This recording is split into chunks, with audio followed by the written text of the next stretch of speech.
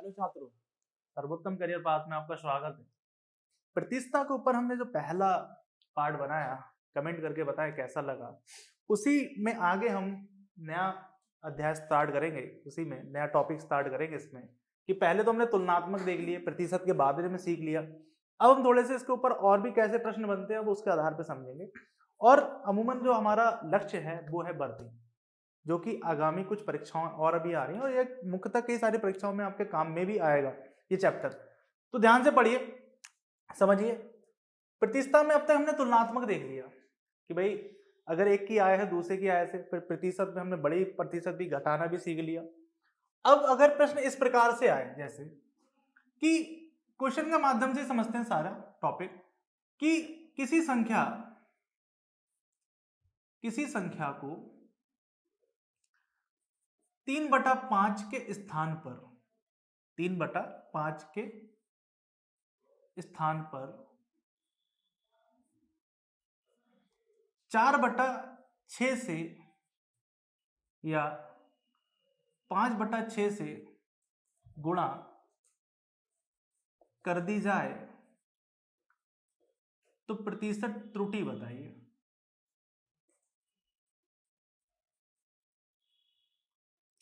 तो प्रतिशत त्रुटि बताइए। If a number is multiple bye 3/5, ठीक है, 3/5, ठीक है, as per bye multiple bye 5/6। कहने का मतलब ये है कि किसी संख्या को आपको पहले 3/5 से गुणा करना था, उसके आधार पर आप 5/6 से मल्टीप्लाई करेंगे तो प्रतिशत त्रुटि बताएं। तो यहाँ पर सबसे बड़ी चीज है कि आपको किसी भी संख्या से पहले मल्टीप्लाई करना है 3/5 से, और यहाँ पर फिर मल्टीप्लाई करना है आपको 5/6 से। आपको इसी का आंसर निकालना है। तो सबसे पहले आपको ये देखना है कि जो आपका हर है 5/6, 5 और 6 सॉरी, इनका पहले एलसीएम निकालेंगे। तो 5 और 6 का जब एलसीएम निकालने जाएंगे तो प्यारे बच्चों 30 आएगा। आपने यहाँ पे 30 रख दिया और यहाँ पर भी 30 रख दिया और यहाँ पे कट डाउन करा तो 6 5 जा है और 5 6 जा है। तो इसका मतलब ये हुआ कि इन दोनों की मल्टीप्लाई करके ये आ गया 18, इन दोनों की मल्टीप्लाई करके ये आ गया 25। अब आपको क्या देखना है कि दोनों का डिफरेंस, भाई करना इससे था, कर आपने इससे दिया, तो इसका मतलब अधिकता हुई, यानी कि मान बढ़ गया। तो इसका मतलब कितने का डिफरेंस आया? 7 का। और 7 का कितने पर? 18 पर। तो 100 पर कितना? तो 700/18, ये कट डाउन हो जाएगा 350/9, ठीक है। अब आप इसको क्या करेंगे? डिवाइड कर लेंगे। तो 9 9 3 27, कितने बचेंगे? 15 में से 7 गए 8, 0 ओवर 9 72, कितने बचे? 8। तो 38/9 इतना परसेंटेज की त्रुटि हमारी आएगी।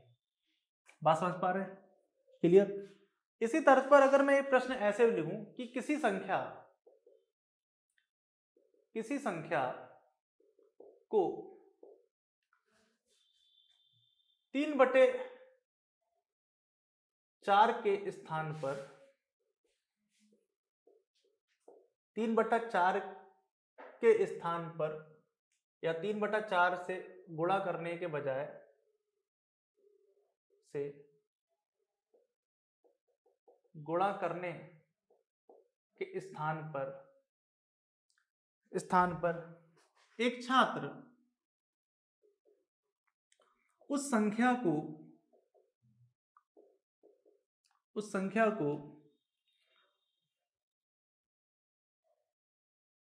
2/3 से भाग दे देता है या 5/3 से भाग दे देता है, आप इस तरीके से 5/3 से भाग दे देता है, तो प्रतिशत त्रुटि बताएं। तो प्रतिशत त्रुटि बताएं।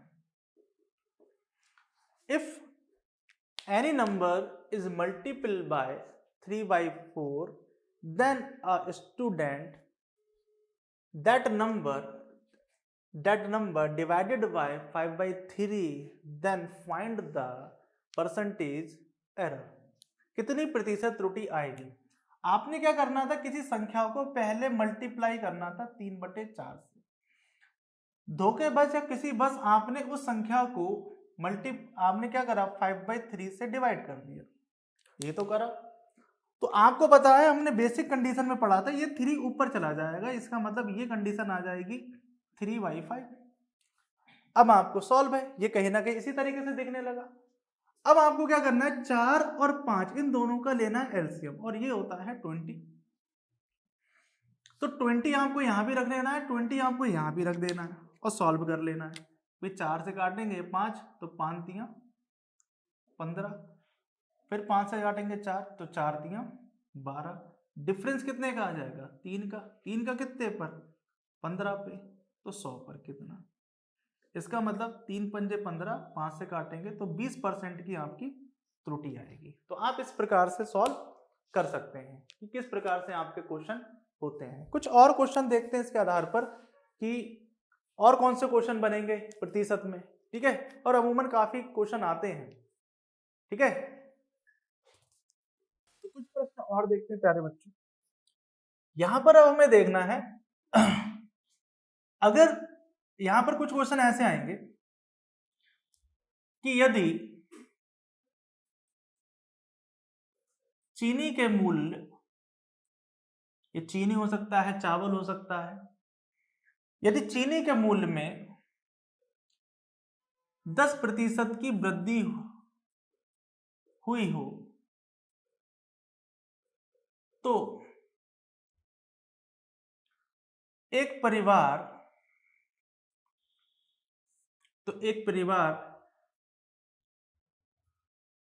कितने प्रतिशत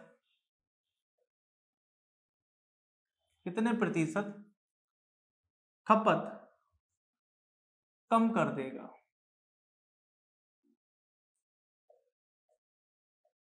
बहुत ध्यान से बुझिए। तो यहां पर एक सबसे बड़ी चीज ये लिखी हुई है कि पहले तो हमें यह देखना है कि परिवार का व्यय कितना है। भाई परिवार एक खर्च कितना चाहता है। अब यहां पर ध्यान समझिए, अगर आप खुद सोचिए कि भाई एक परिवार, एक चीनी जो पहले मिलती थी भाई 100 रुपए है, मान लेते हैं परिवार 100 रुपए का व्यय करता है। 100 रुपए में पहले जो चीनी का मूल्य हुआ करता था वो 40 रुपए प्रति केजी है। और ध्यान से, तब वह कुछ चीनी उपयोग करता है, अब उसका मूल्य आपने बढ़ा दिया, अब उसका मूल्य 10 रुपए प्रति केजी बना, यानी 50 रुपए प्रति केजी। तो जाहिर सी बात है इस जगह पर जो वो खपत करता था उसकी खपत में यहाँ पर डिफरेंस आएगा। भाई जितनी खपत इसकी बढ़ेगी उतनी ही वो सॉरी जितना प्राइस इसका बढ़ेगा उतनी ही वो खपत कम करेगा। तो हम मान लेते हैं कि परिवार का जो व्यय है वो 100 है। उस 100 वाले व्यय में उन्होंने बोला 10% की वृद्धि, और इसको तो हम पहचानते हैं कि 10% की वृद्धि का मतलब क्या हुआ, यहाँ पर 10% आप इंक्रीज कर दें तो 10 इंक्रीज करेंगे तो ये कितना हो जाएगा भाई 110। इसका मतलब 10 कम हो गया ना, मतलब 100 से तो 10 बढ़ गया, लेकिन 110 से 100 की तरफ जाएंगे तो 10 कम हो गया। तो 10 का 110 तो 100 पर कितना, इसका मतलब 0 से 0 कैंसिल आउट, 100/11 कमी। इसका मतलब 9 सही 1/11% की कमी आपको करनी पड़ेगी खपत में। ये बात समझ में आ गई। अगर इसके अंतर्गत और एक प्रश्न देखें, इसी प्रश्न को अगर ऐसे कर लें कि यदि चीनी के मूल्य में 15% की कमी की जाए,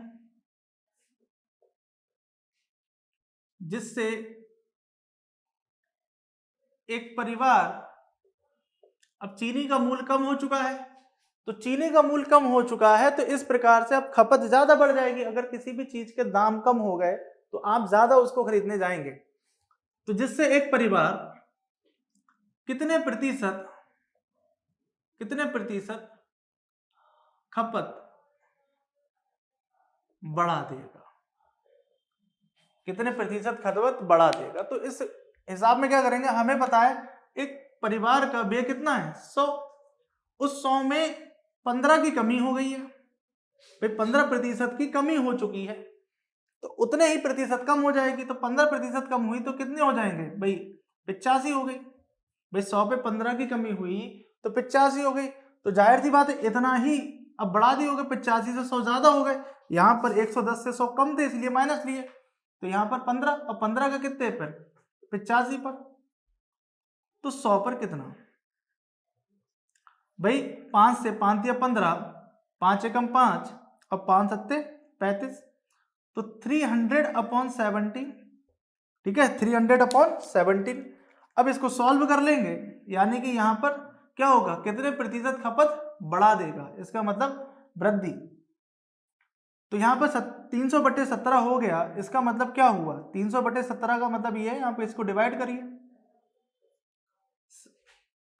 17 बन जाए 17, तो 3 यहां पर 1, फिर 0,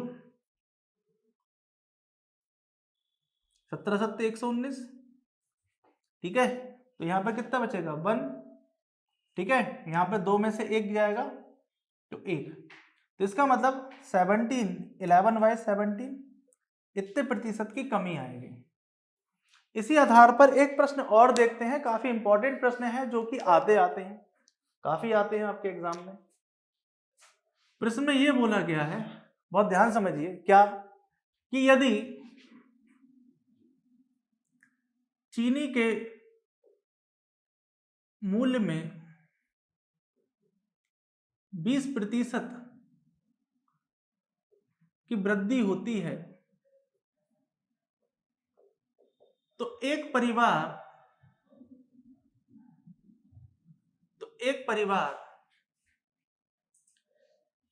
कितने प्रतिशत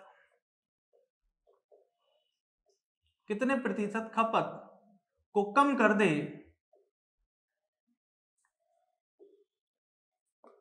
दे यदि परिवार का व्यय 5% बढ़ा दिया गया है। यह प्रश्न हो गया, बहुत ध्यान से। यदि चीनी के मूल्य में 20% की वृद्धि हुई हो, ठीक है, होती है, तो एक परिवार कितने प्रतिशत खपत को कम कर देगा, ठीक है, सॉरी, वृद्धि हुई है तो कितने प्रतिशत कम कर देगा। उस आधार पर परिवार ने अपना व्यय भी बढ़ा दिया, भाई 100 से अब ज्यादा कर दिया है जिससे महंगाई से निपट सके। तो यहां पर यह बोल रहा है कि चीनी के मूल्य में 20% की वृद्धि की गई है। तो इतना तो हमें पता है कि यहां पर एक परिवार का व्यय कितना है, एक परिवार का व्यय 100 है, उस 100 में हमने 20% को क्या करा है, बढ़ा दिया।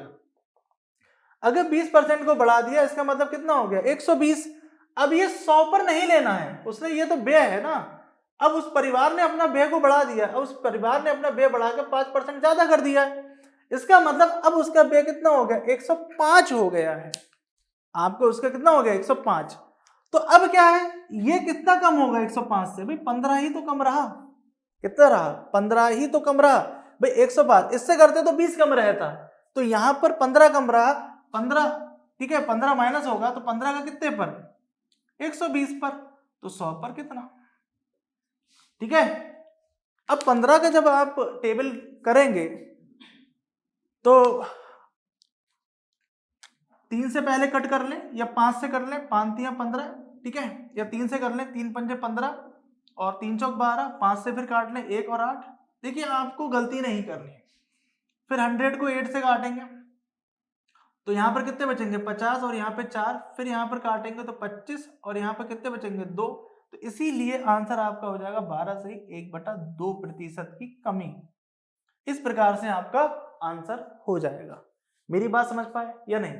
फिर इसके आधार पर हम ये देखेंगे कि किस प्रकार से। अच्छा, यहाँ पर एक छोटी सी बात ये है कि जब आप ये परसेंटेज निकालते हैं, जैसे 10/110 का 110 पर आया, इसका मतलब 1/11। अगर आप इसको ना करें तो इसका मतलब क्या हुआ कि यदि चीनी के मूल्य में 10% की वृद्धि हुई तो इसका मतलब ये जो है ना नीचे वाला, हमें पता मूल संख्या है, इसलिए हम बोलेंगे इसको कि ये वास्तविक खपत है, वास्तविक खपत है। और ये एक जो है एक कम हो गई है ना, कि बोला 10% की वृद्धि हुई तो एक परिवार कितने प्रतिशत खपत कम कर देगा। तो मान लिया पहले उसकी खपत 11 थी, अब कितनी कम करेगा, 1 कम करेगा, तो इसका मतलब वर्तमान खपत कितनी हो जाएगी, वर्तमान खपत उसकी कम हो जाएगी, तो वास्तविक खपत कितनी हो गई 11 इकाई, तो अब कितनी हो जाएगी 10 इकाई। और मैं नहीं बोला, ये परसेंटेज से हमने निकाल के देखा है। और अगर यहाँ पर आपसे पूछे कि रुपए के मामले में दे, जैसे यहाँ पर ये बोलता कि तो एक परिवार, ठीक है, 40 रुपए में इतनी चीनी कम खरीदेगा, आपको मात्रा भी दी हो और रुपए भी दिए हो, तो उस आधार पर आपसे पूछा हो कि क्या आंसर होगा, कि वास्तविक खपत तो वास्तविक रुपए पूछे हो, ठीक है, या वर्तमान खपत या वर्तमान रुपए पूछे हो, तो उस आधार पर हम आंसर किस प्रकार से निकालेंगे अब ये देखते हैं हम, ठीक है। तो ये तो समझ में आ गया कि नीचे वाले को वास्तविक बोलेंगे और ऊपर वाले को हम ये देखेंगे कि कितना बड़ा है और कितना कम हुआ है। अब इसी आधार पर कुछ और प्रश्न हम देखते हैं, ठीक है, ठीक है। अगर हमने ये देखेंगे कि अगर एसएससी ने अगर इसके मूल्य वाले प्रश्न पूछे हैं हमसे चीनी वाले, तो हम उसको उधर ही समझते हैं कि कैसे करेंगे, अन्यथा एक्स्ट्रा में कुछ जानने की जरूरत नहीं है, ठीक है। बस आप समझिए वास्तविक खपत अगर हमें पता चली, वर्तमान खपत पता चली, तो उससे हम ये प्रश्न निकाल लेंगे, ठीक है। अगर ये प्रश्न हमें मिलता है कि गत वर्षों में अगर पूछा है, तब पहले तो हमें ये देखना है कि पूछे हैं या नहीं पूछे, क्योंकि हमारा फिर लेवल एसएससी सीजीएल की तरफ चला जाए, ठीक है।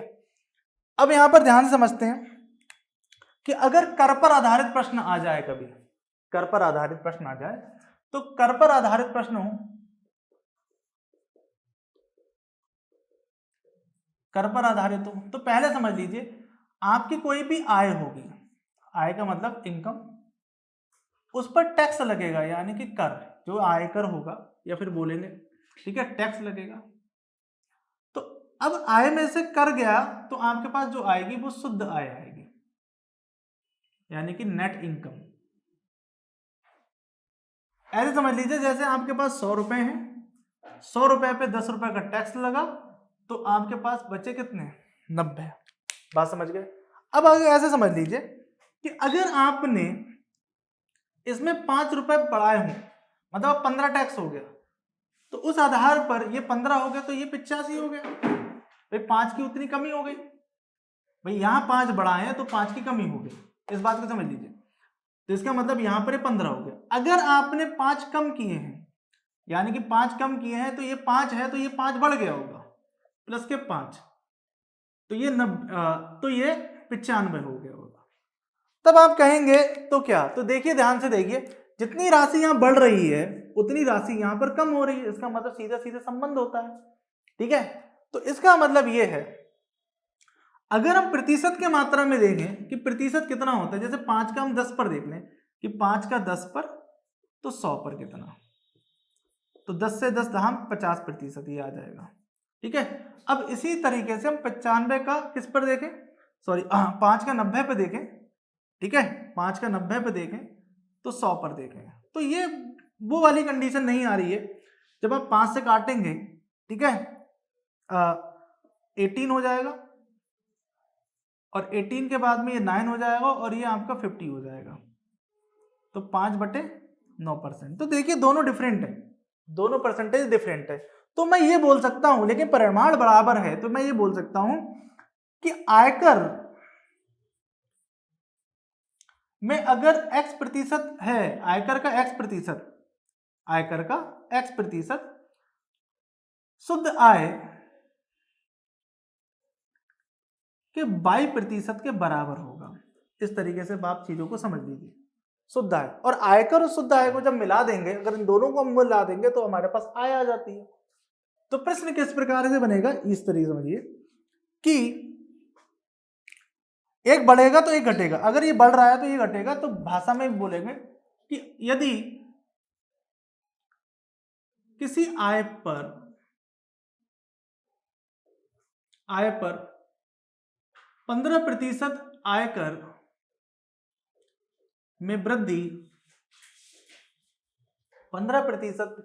में वृद्धि 5 या 7% शुद्ध आय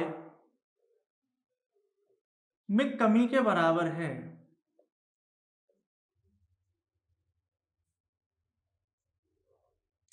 तो आयकर की दर बताए, तो आयकर की दर बताइए। अच्छा, दर का मतलब क्या है? दर का मतलब यह है एक तय समय सीमा पर जो लगने वाला जो कंडीशन होगी, ब्याज होगा या जो भी टैक्स होगा, हम उसकी बात करते हैं। एक समय, यानी दर यहाँ पर समय को निर्धारित कर रहा है।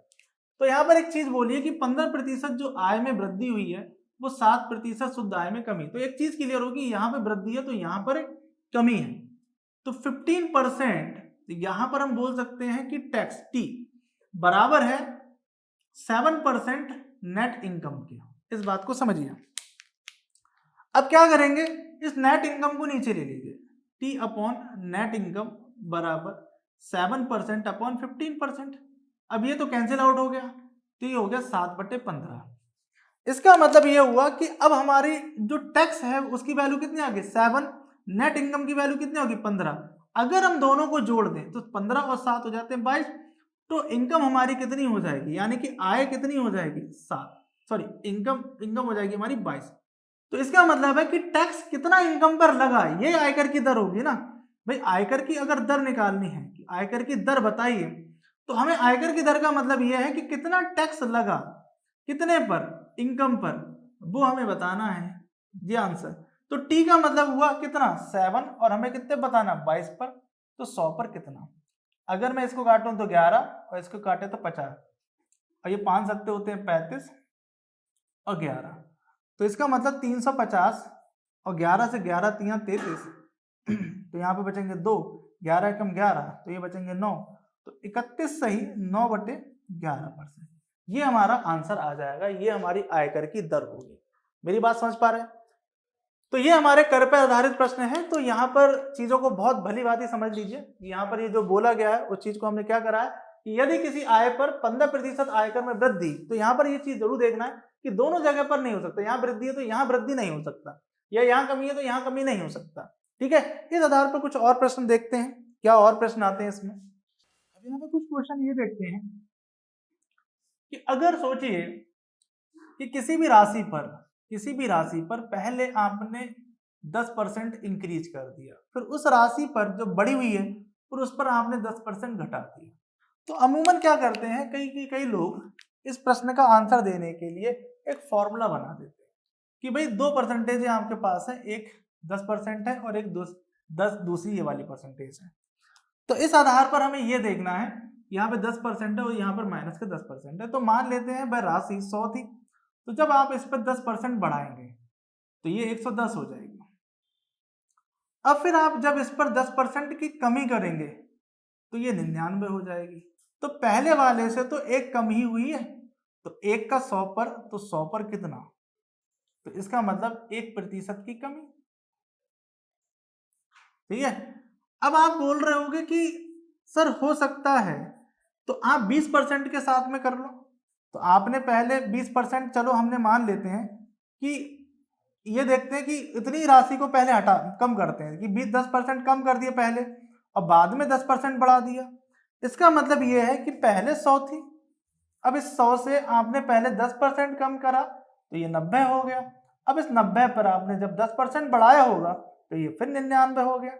तो इसका मतलब पहले वाले से फिर कम आई है तो 1/100 गुणा 100, तो इसका मतलब ये कितना हो गया 1% की कमी।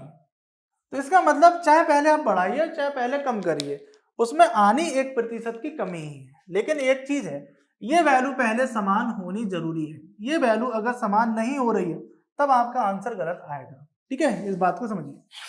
तो अब देखते हैं ध्यान से, अगर मैं वैल्यू चेंज कर देता हूं कि भाई पहले अगर हम 20% बढ़ाते हैं, ठीक है, तो एक सूत्र हम आराम से बना सकते हैं। क्या बना सकते हैं कि अगर x% पहले चाहे बढ़ाया हो और बाद में x% घटाया हो, या फिर आपने पहले x% घटाया हो बाद में x% बढ़ाया हो, तो हमें देखना है कि प्रॉपर कितनी कमी हुई है। तो इसका मतलब ये होगा कि जो भी x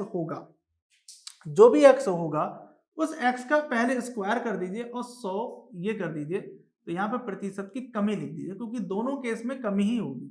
मान लेते हैं एग्जाम्पल के तौर पर कि 20% प्लस है और यहाँ पर माइनस के 20% है, सही है 20%। इसका मतलब x की जगह पर कितना है 20 है, तो x स्क्वायर कितना हो जाएगा 400, तो 400/100% की कमी।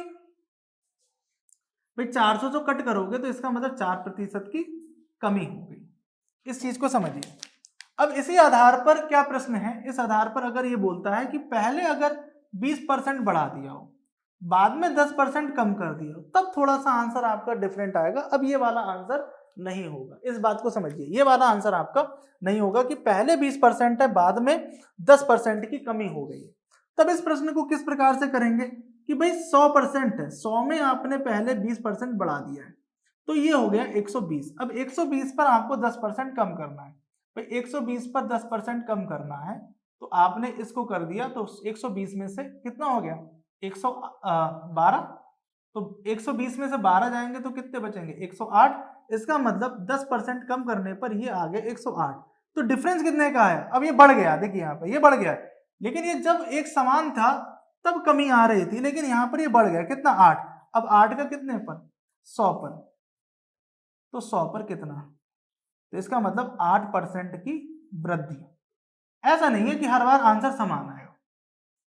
मेरी बात समझ पा रहे हैं। अब इसी तर्ज पर एक क्वेश्चन आ जाता है आपका, कौन सा, आपका क्वेश्चन आ जाता है अंश और हर पर। यह क्वेश्चन बोला जाता है यदि अंश पर 10% की वृद्धि तथा हर पर ठीक है, हर पर 15% की वृद्धि, या 15 की जगह पर आप कर लो 20% की वृद्धि। आपको क्या बोला, यदि अंश पर 10% की वृद्धि तथा हर पर 20% की वृद्धि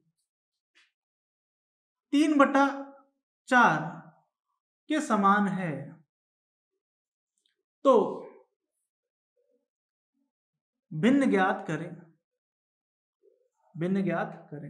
तो इसका मतलब यह है कि जो अंश और हर में जो चीजें हैं, तो इसका मतलब क्या है कि 10% बड़ी होंगी।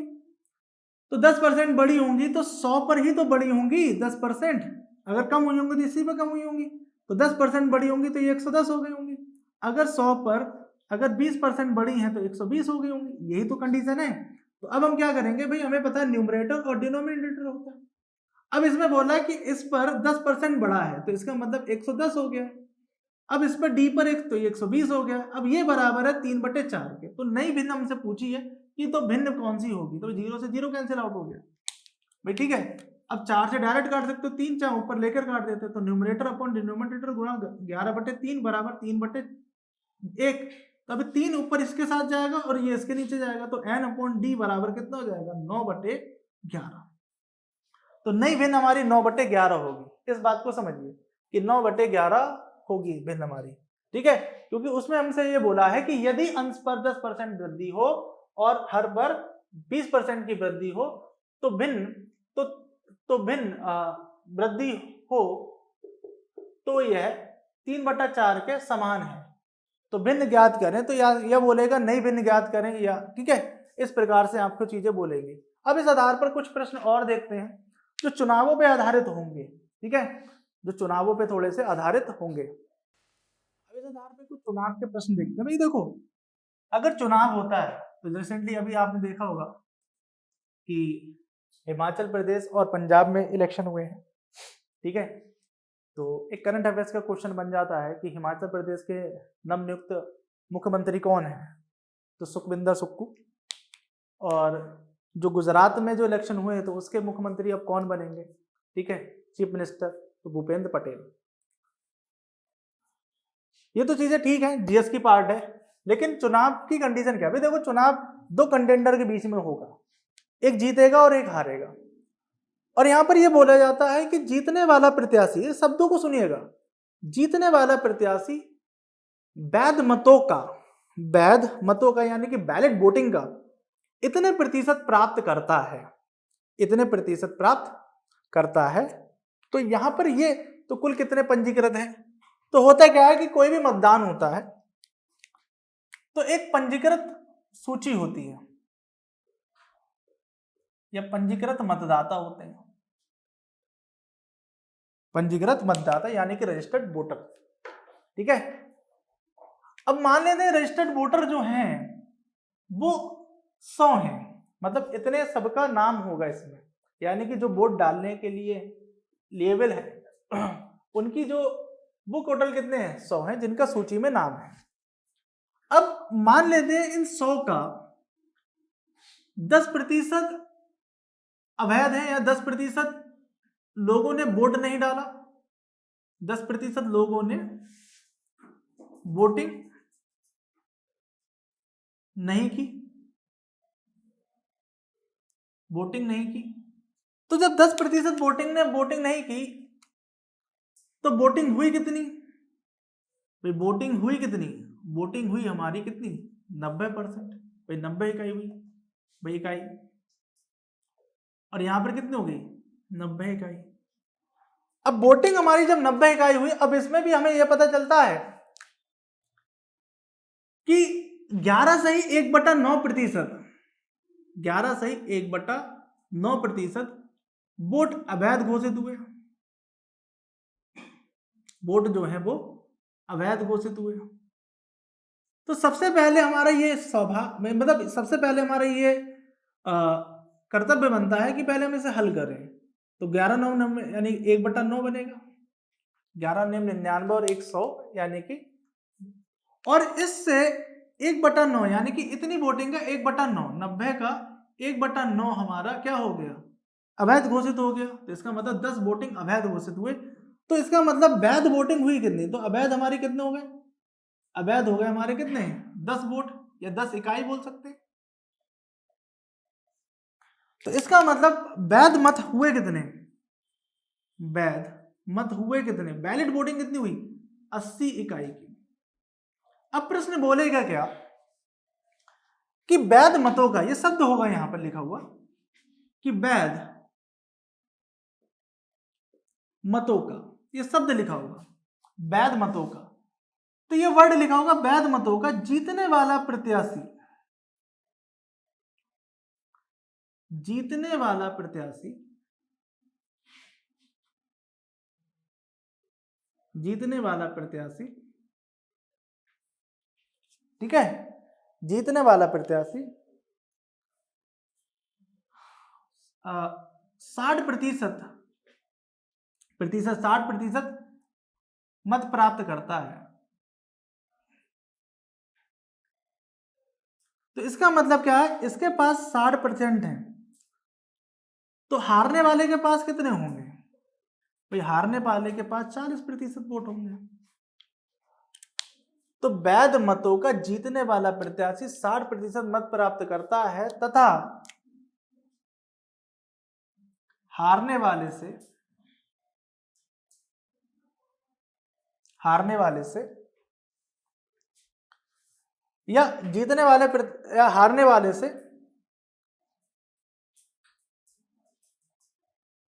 तथा 1000 या 10,000 मतों से विजयी होता है, विजयी होता है। तो कुल मत हमसे पूछते हैं कि कुल मत कितने होंगे। तो विजयी होने के लिए इसका मतलब यह है कि ये इससे एक 10,000 वोट ज्यादा है, मतलब इसके 20,000 है तो इसके 10,000 हुए, यानी कि डिफरेंस। तो इसका मतलब क्या है कि यहां पर डिफरेंस निकालो पहले, क्योंकि डिफरेंस की बात आ रही है, क्योंकि ये क्या है कि भाई 10,000 वोटों से विजयी होता है तो कुल मत बताएं, ये लैंग्वेज लिखी हुई मिलेगी प्रश्न में। तो करेंगे क्या, उसने बोला है कि वैध मत होगा, तो वैध मत कितने हो गए 80 इकाई, वैध मत हो गए 80 इकाई वैध मतों का। फिर ये 20% ज्यादा वोट है इसके, इससे, और टोटल वोटिंग कितनी होती है, या आप एक काम करें इसको 16,000 वोट कर दें, ठीक है। तो आप इसे क्या कर देंगे 16,000 मत प्राप्त करता है। ये दो डिफरेंस भाई, ये डिफरेंस, ये वैलिड मतों का ये डिफरेंस बराबर है जितने मतों से भाई क्या हुआ है, जितने मतों से विजय हुआ है। तो अब आप क्या करेंगे 80 गुणा 20/100 ये करेंगे इकाई, और ये बराबर होगा किसके 16,000 मत के। तो इसका मतलब ये जीरो से गया जीरो, तो एक इकाई की वैल्यू जो है वो आ जाएगी 1000 मत। तो कुल मत आपसे पूछे गए हैं, और कुल मत यानी कुल पंजीकृत मतदाता कितने हैं तो 100 गुणा 100 की मल्टीप्लाई कर देंगे तो ये आ जाएगा, सॉरी 1000 की मल्टीप्लाई कर लेंगे तो 1 लाख आ जाएगा आपका। ठीक है, 1 लाख मत आ जाएंगे आपके। तो कुल मतों की संख्या कितनी है? 1 लाख। अब प्रश्न किस प्रकार का होगा?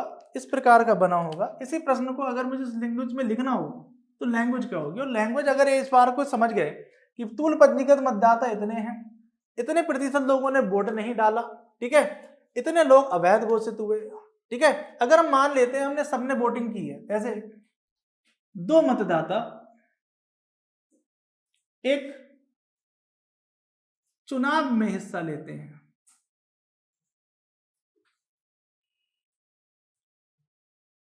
चुनाव में हिस्सा लेते हैं, यदि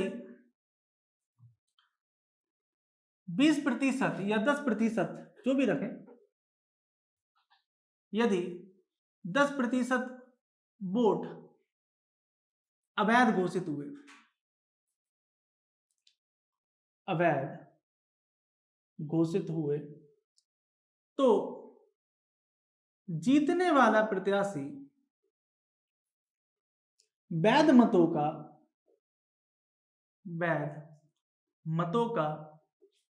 ठीक है, वैध मतों का 70% मत अर्जित कर,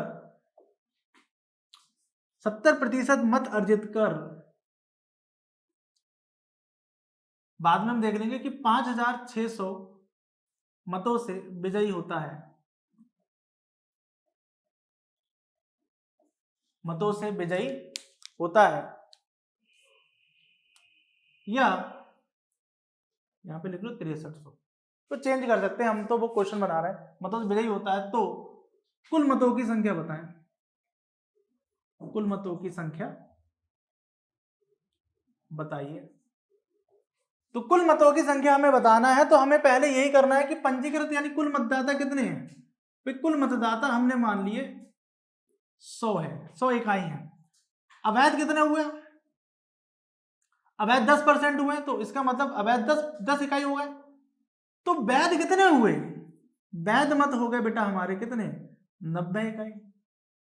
अब इन वैध मतों का जीतने वाला प्रत्याशी 70% वोट ग्रहित करता है, तो हारने वाला जाहिर सी बात है 30% होगा। तो इन दोनों का डिफरेंस कितना होगा? इन दोनों का कितना होगा? 40%। तो एक काम कर लीजिए, यहाँ पे चेंज कर लीजिए, 3600 कर लीजिए, नो प्रॉब्लम सर, उससे कोई दिक्कत नहीं है, आप उसको एज अकॉर्डिंग यहाँ से चेंज कर सकते हैं, ठीक है। प्रश्न में उसी तरीके से दिया होगा जिससे वो कट रहा होगा। अब क्या है कि वैध मतों का इतने प्रतिशत वो विजय हुआ है और कुल उसके ज्यादा है, तो 3600 वोट ज्यादा है। इसका मतलब अगर इसके 10,000 वोट है तो इसके 13,600 हुए, दोनों का डिफरेंस कितना हुआ? 3600, यानी 3600 वोटों का अंतराल है। तो 90 इकाई गुणा 40% बराबर होगा 3600 के, 3600 मत, तो 90 गुणा 40/100 इकाई बराबर 3600। तो 0 से 0, ये 0 से 0, तो 9 चौक 36 डायरेक्ट कर जाएगा, तो एक इकाई की वैल्यू बेटा कितनी आ जाएगी? एक इकाई की वैल्यू आ जाएगी हमारी 100 मत। तो हमसे कुल मत पूछे हैं, तो कुल मतों की संख्या कितनी थी? 100। तो 100 गुणा 100 तो कितना हो जाएगा? 10,000 मत। अगर आपसे ये पूछता है कि वैध मतों की संख्या कितनी है, तो वैध मत भी निकाल देते कि 90 गुणा 100, तो ये हो जाता 90,000, 9,000। तो इस तरीके से हम आंसर निकाल लेते हैं। अब इस आधार पर कुछ और भी प्रश्न देखते हैं कि इस आधार पर और प्रश्न किस प्रकार के आते हैं। ये तो वोटिंग के हो गए और इस पर आधारित सारे प्रश्न हमसे हो जाएंगे, ठीक है। तो अब हमें देखना है कुछ और प्रश्न इसमें किस प्रकार के आते हैं। यहाँ पर एक प्रश्न इस प्रकार का आता है कि भाई आप खरीदारी करने गए, या आप कहीं पर गए, या आप किसी तीर्थ स्थल पर गए, तो आप कुछ रुपए इकट्ठा करके लेकर जाते हो और उसमें से फिर आपने ट्रैवलिंग में दे देते हो, यात्रा पे दे देते हो, कुछ खाने पे दे देते हो,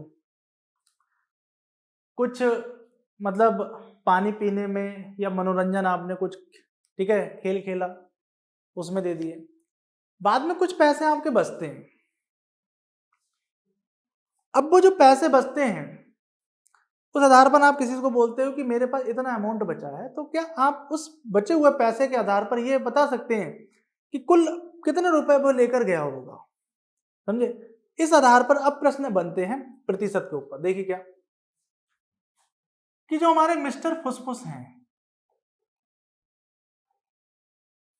मिस्टर फुसफुस अपनी आय का, अपनी मासिक आय का एक ही प्रश्न करेंगे और उसको पूरा समझ लेंगे, फिर बाद में देखेंगे इसके आधार पर प्रश्न आया है कि मिस्टर फुसफुस अपनी मासिक आय का 10% हिस्सा शिक्षा पर,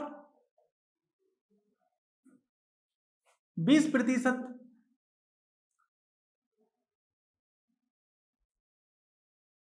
घर के किराए पर, घर के किराए पर 10% खाने पर तथा शेष का